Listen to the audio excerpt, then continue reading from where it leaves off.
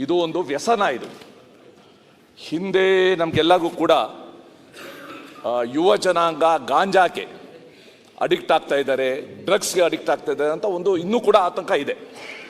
ಇವತ್ತು ಹೊಸದಾಗಿ ಈ ಆನ್ಲೈನ್ ಗೇಮಿಂಗ್ ಏನಿದೆ ಅದಕ್ಕೆ ಇವತ್ತು ಅಡಿಕ್ಟ್ ಆಗಿದ್ದಾರೆ.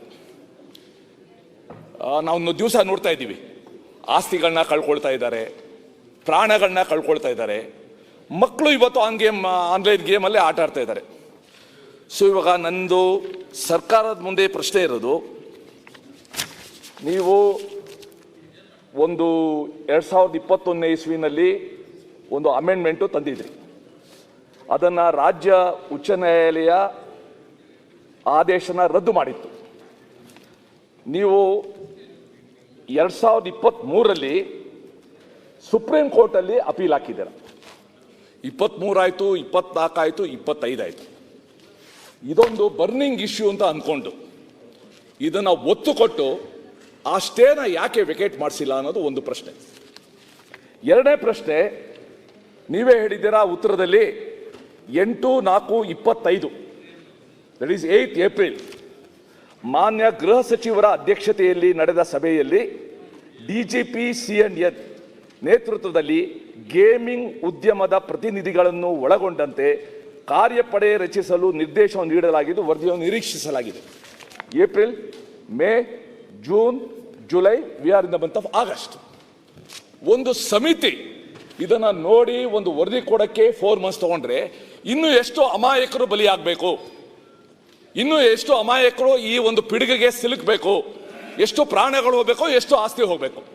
ಅದಕ್ಕೋಸ್ಕರ ಮನಸಭಾಧ್ಯಕ್ಷರೇ, ತಮ್ಮ ಮೂಲಕ ಗೃಹ ಸಚಿವರು ಕೇಳ್ತೀನಿ, ಹೇಗೆ ನೀವು ಡ್ರಗ್ ಫ್ರೀ ಕರ್ನಾಟಕ ಮಾಡಬೇಕು ಅಂತ ಇದ್ದೀರಾ?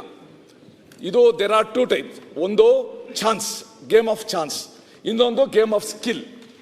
ಈ ಸುಡೋಕು ಗಿಡೋಕು ಏನು ಬರುತ್ತೆ, ಗೇಮ್ ಆಫ್ ಸ್ಕಿಲ್ ಅದು. ಇದೇ ಇವಾಗ ನನ್ನ ಮೊಬೈಲ್ನಲ್ಲೇ ಬಂದಿದೆ, ನಿನ್ನ ವ್ಯಾಲೆಟಲ್ಲಿ 1,62,000 ರೂಪಾಯಿ ಹಾಕಿದ್ದೀನಿ, ರಮ್ಮಿ ಆಡು ಅಂತ.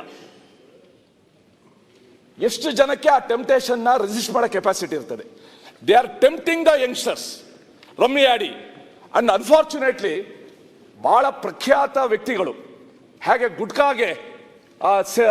ಗುಟ್ಕಾ ಸೇವನೆ ಮಾಡಿದ್ದ ಅಕ್ಷಯ್ ಕುಮಾರು, ಶಾರುಖ್ ಖಾನು, ಅಡ್ವರ್ಟೈಸ್ಮೆಂಟ್, ಆಮೇಲೆ ಅಜಯ್ ದೇವ್ಗನ್ನು, ಇವರು ಅಡ್ವರ್ಟೈಸ್ಮೆಂಟ್ ಕೊಡ್ತಾ ಇದ್ರು.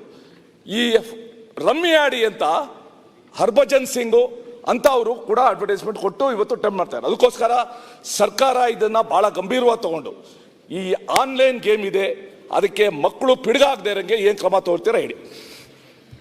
ಮಾನ್ಯ ಅಧ್ಯಕ್ಷರೇ, ಮಾನ್ಯ ಸುರೇಶ್ ಕುಮಾರ್ ಅವರು ಭಾಳ ಒಂದು ಉತ್ತಮವಾದ ಪ್ರಶ್ನೆಯನ್ನು ಕೇಳಿದ್ದಾರೆ. ಇದು ಇಡೀ ಸಮುದಾಯಕ್ಕೆ, ವಿಶೇಷವಾಗಿ ಯುವಕರಿಗೆ ಅವರ ಭವಿಷ್ಯವನ್ನೇ ಹಾಳು ಮಾಡ್ತಕ್ಕಂಥ ವಿಚಾರ ಇದು. ಯಾವ ರೀತಿ ಡ್ರಗ್ಸಿಗೆ ಅವರು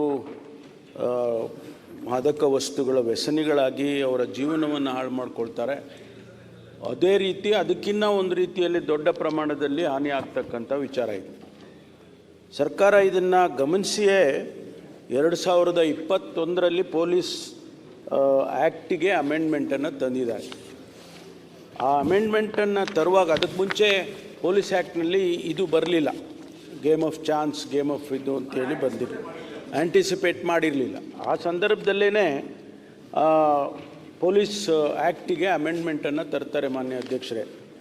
ಅದರಲ್ಲಿ gaming means and includes online games involving all forms of wagering or betting, including in the form of tokens valued in terms of money paid before or after issue of it, or electronic means and virtual currency, electronic transfer of funds in connection with any game of chance, but does not include a lottery or wagering or betting on horse race run on any race course within or outside the state. ಇದು ಒಂದು ಅಮೆಂಡ್ಮೆಂಟನ್ನು ತಂದಿದ್ದಾರೆ. ಮುಂದುವರೆದು class 4ನಲ್ಲಿ, class 11ನಲ್ಲಿ ಇನ್ನೊಂದು ಇದನ್ನು ಪ್ರೊವಿಷನ್ಸನ್ನು ಸೇರಿಸಿದ್ದಾರೆ. Instruments of gaming includes any article used or intended to be used as a subject or means of gaming, including computers, computer systems, mobile apps, or internet or cyberspace, virtual platforms, electronic applications, software and accessory or means of online gaming. ಇದು amendment ತಂದು ಇದು ಭಾಳ ಉಪಯುಕ್ತವಾದಂಥ ಅಮೆಂಡ್ಮೆಂಟನ್ನು 21ರಲ್ಲಿ ತೆಗೆದುಕೊಂಡು comprehensive ಆಗಿ ತಂದಿದ್ದಾರೆ. ಆದರೆ ದುರ್ದೈವ ಏನಾಯಿತು ಅಂತ ಹೇಳಿದರೆ ಆಲ್ ಇಂಡಿಯಾ ಗೇಮಿಂಗ್ ಫೆಡರೇಷನ್ನವರು ಇದಕ್ಕೆ ಸ್ಟೇಗೆ ಹೋಗ್ತಾರೆ, ಸ್ಟೇನೂ ಸಿಕ್ಕತ್ತೆ. ಆಮೇಲೆ ಅಲ್ಲಿ ಆ ಸ್ಟೇನಲ್ಲಿ ಸಿಕ್ಕಿದ ಮೇಲೆ 2014/2/2022ರಲ್ಲಿ ರದ್ದು ಮಾಡ್ತಾರೆ. ಈ ಅಮೆಂಡ್ಮೆಂಟನ್ನೇ ರದ್ದು ಮಾಡ್ತಾರೆ. ಅದಕ್ಕೆ ಈಗ ನಾವು ಸುಪ್ರೀಂ ಕೋರ್ಟಿಗೆ ಹೋಗಿದ್ದೇವೆ. ತಾವು ಹೇಳ್ದಾಗೆ ಈಗಾಗಲೇ 23ರಲ್ಲಿ ಹೋಗಿದ್ದು 24 ಆಯಿತು, 25ಕ್ಕೆ ಬಂದಿದೆ ಅಂತೇಳಿ. ಹೌದು, ಸ್ವಲ್ಪ ನಿಧಾನ ಆಗಿದೆ. ಆದರೆ ನಾನು ಇವರನ್ನೆಲ್ಲ ಯಾರು ಈ ಆನ್ಲೈನ್ ಗೇಮ್ಗೆ ನಡೆಸ್ತಾರೆ ಅವರನ್ನೆಲ್ಲ ನಾನು ಒಂದು ಸಭೆ ಕರೆದು ನೋಡಿ ಈ ರೀತಿ ಆಗ್ತಾ ಇದೆ, ಇದನ್ನು ನಾವು ತಡೆಗಟ್ಟಬೇಕು, ನೀವು ರೆಗ್ಯುಲೇಟ್ ಮಾಡೋದಕ್ಕೆ ನೀವು ಒಪ್ಕೊಳ್ಬೇಕು.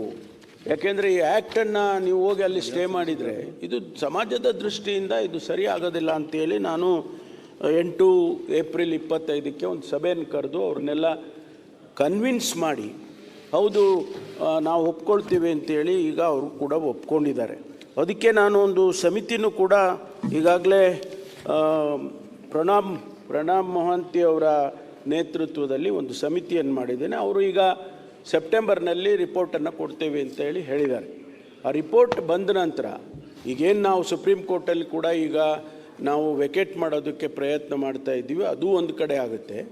ಇಲ್ಲಿ ನಾವು ರೆಗ್ಯುಲೇಟ್ ಮಾಡೋದಕ್ಕೆ ಏನೆಲ್ಲ ನಾವು ಕಾನೂನುಗಳನ್ನು ಮುಂದೆ ಮಾಡ್ಬೋದು ಅನ್ನೋದಕ್ಕೂ ಕೂಡ ಈಗ ಆ ಸಮಿತಿ ರೆಕಮೆಂಡೇಷನ್ಸ್ಗಳು ಕಾಯ್ತಾ ಇದ್ದೀವಿ.